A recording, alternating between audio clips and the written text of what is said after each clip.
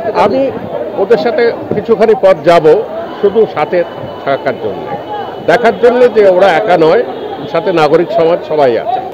I am just a common citizen who has come to be next to the doctor. That's all now. You wrote certain, very sort of some things in the letter that you said, and you said that the sentiment was something that perhaps the administration of the party is not picking up. See, this is a people's movement. The doctors may be leading it, but we have to understand this is a people's movement. And it's a movement against a lot of evils, a lot of corruption, a lot of administrative failures. It's a movement to cleanse Bengal. That's all.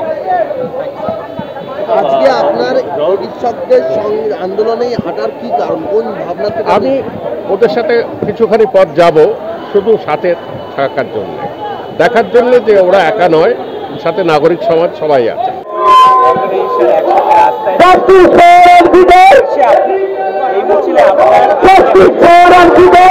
Doctor ছাড়াও তো কারো সুশীল সমাজ হবে না, শুধু doctor.